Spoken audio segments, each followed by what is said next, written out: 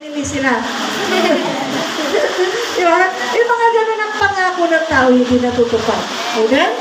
Hindi kita iwan, sasamahan kita, tutulungan kita, pero pagdating ng kagipitan, nawawala na yung mga tao.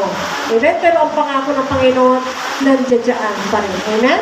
Natutupad sa mga anak niya. Amen? Kahit na may panahon na kagaya niyan, sabi ko nga, nangako tayo na tayo maglilingkod habang tayo'y nabubuhay, habang tayo'y mahininga, pero dumating po ang pagkakataon na tayo ay nakalimot. Sabi natin, hindi ako nakalimot, kapatid. Sabi natin. Pero meron tayo, pagkakataon na tayo ay lumayo. Bakit tayo lumayo? Dahil kailangan. Kailangan magtrabaho, kailangan mag-aral, kailangan magbansa, kailangan mayroong mga pupuntahan. Kagaya ng ibang kapatid natin, nawalay ngayon. Bakit? Sa mga may kadahilanan. Amen? So may pangako tayo sa ating Panginoon na hindi natin natutupad. Pero anong sabi ng Panginoon? Tutuparin ko pa rin ang pangako ko sa iyo. Kakalabitin kita, aangkayin kita, ibabalik kita, palalakasin kita, dahil ako'y Diyos na tumutupad sa aking pangako. Noong tinanggap mo ko bilang tagapagligtas, hindi pa rin kita iiwan, hindi pa rin kita pababayaan. Amen? Amen? Purin po natin ang ating Panginoon. Oh, glory to God. Iyan po isang sa mga verse sa ating pinangahawakan nyo. Hindi kita iiwan, hindi kita pababayaan. Diba? Maging ang mga magulang, pangako nila yan sa kanilang mga anak, pero may mga pagkakataon, may mga magulang na kinahayaan nilang kanilang mga anak. Hindi dahil pinabayaan, kundi para matuto.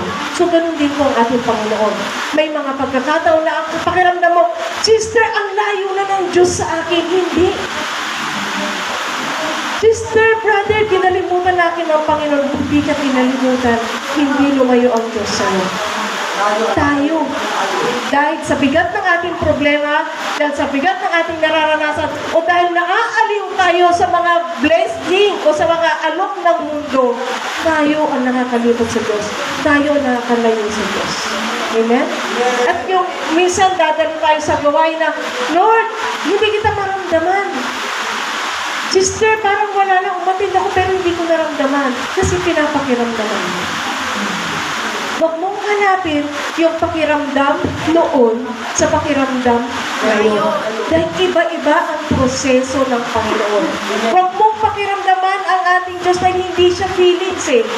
I-focus mo ang atensyon mo sa Panginoon dahil ang Diyos makikipag-usap sa iyo.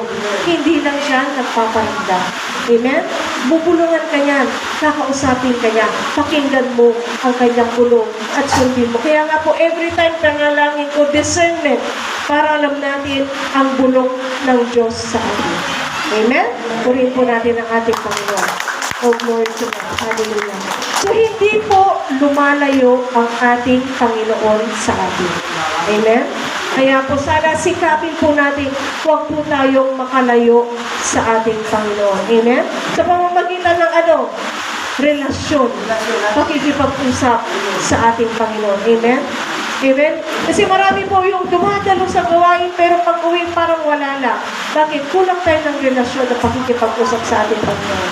Focus lang po tayo sa ating Panginoong Jesus. Amen? Amen. Amen. Oh, glory to God. Purihin po natin ang ating Panginoon. Ang sabi nga po sa 2 Corinthians chapter 1 verse 20, kung ikaw ay na kay Kristo, ang lahat ng kanyang pangako sa luma at bagong tipan ay iyong matatanggap. Kung tayo ay mananatili sa ating Panginoong Heso Kristo. Amen? Amen? Amen. Amen. So, wag po tayo bibitaw sa ating Panginoon. Amen? Amen. Sabi nga po, ikaw ay ililigtas sa Panginoon sa umang nabitan at kahit anumang mabigat na salot, hindi ka magdaranas. Kahit anumang mabigat na salot. So, ibig sabihin yung nararamdaman natin ngayon, nararanasan, hindi yan mabigat. Amen? Lahat ng mga pagsubok na ating nararanasan, hindi yan mabigat. Bumibigat lang yan dahil pinapabigat natin. Sa paanong paraan? Masyado tayo nakasentro sa ating nararanasan. Masyado tayo nakasentro sa ating mga problema. Pagka tayo may dinaranas, Lord, itinataas ko to sa inyo. Lord, in-offer ko na sa inyo. Diba sabi ng Panginoon? Ha? Ang pasanin mo ay ang aking pasanin dahil napakagaan ito. At lahat ng pasanin natin, ipasa Diyos na natin yan. Amen? Amen. Kahit anong problema, kahit anong sakit at pagkaroon, ipasa Diyos na po natin yan. Amen? Kaya ako po sinasabi yan dahil sa totoo lang, ako at ang pamilya ko is napakaraming mabigat as in. Mabigat na problema, pero sabi ko, Lord, walang mabigat para sa iyo. Amen? Sakit at karamdaman, walang mahirap pagalingin para sa iyo. Amen? Amen? Naniniwala po kayo? Amen. Isang buhay na matotoo, si Sister Freda. Amen? Pag uwi niya talagang malakas na yan. Lalakas na yan. Amen? Amen. Subuhin po natin ating Panginoon. Dahil gusto po isang maging buhay na patutuo din. Dahil alam nyo, mula noon hanggang ngayon, palagi kong i-share ko anong nararanasan ko, nararamdaman ko, kung ano ang buhay ko, maging ang sakit at karamdaman. Amen?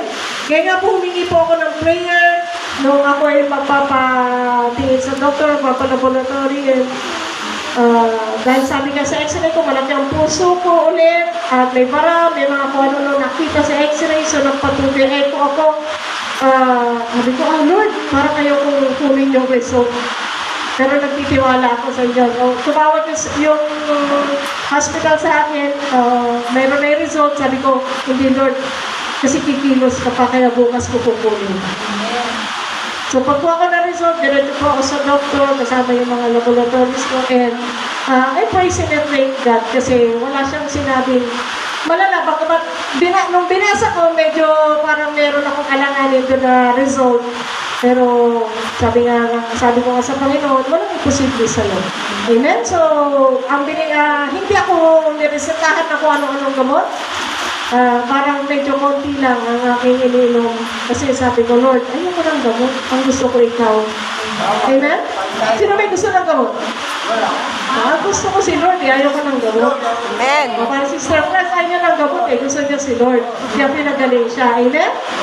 So sabi ko, Lord, ang gusto ko ibalik niyo po sa akin yung kalakasan. Yung dating nagtatrabaho ko, dating nagagawa ko kasi bumalik po yung time na kunti lang nagagawa ko dito, napapagod ulit ako. Sabi ko, ayoko ng ganitong pakiramdam, Lord, kasi wala akong magagawa para sa SOG ko.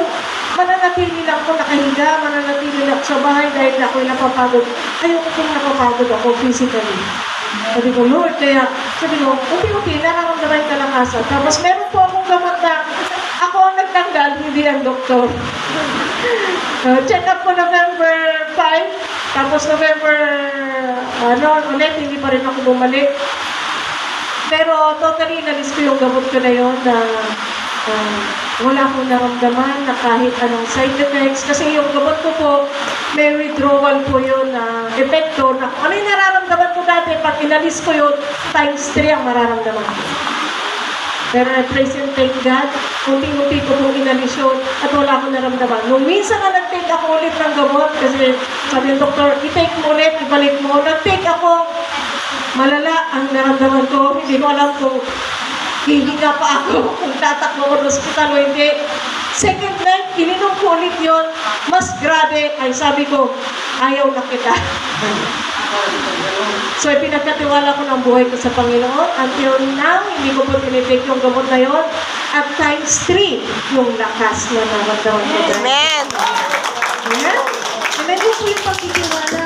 And the Psalm 91, every time na may mararamdaman kang kakaiba, nagsasalmo 91 po ako. Diba nandito yung pangako niya, nandito yung promises niya. Sa Salmo 91, may 3 persona po na nandito. May 3 tao na nandito. Naniniwala ko kayo? Amen. Ang 3 tao na nasa Salmo 91, ako, ang Ama, ng Panginoong Jesus. Sabihin niyo nga yan. Ako, Ama, at ang Panginoong Jesus. So, hindi lang para sa akin yan. Amen? Sino yung 3 tao na nasa Salmo 91? Ako, Lakas yun. ako, ang Ama, at ang Panginoong Jesus. So tayo, ako, ang pinag-uusap ng Diyos dito sa Salmo 91. Ako, ang pinagkakanuban ng Diyos ng pangako ng Panginoon. Diba? Hindi ko sasabihin ikaw. Kasi kailangan sabihin mo sa bibig mo na ang kausap ng Diyos sa Psalm 91 ay lakasin niyo. Ako. Sinong kausap ng Panginoon? Ako. Sinong pinangakuan ng Panginoon? Ako. Sino ang pagkakaloban ng pangako ng Panginoon? Ako.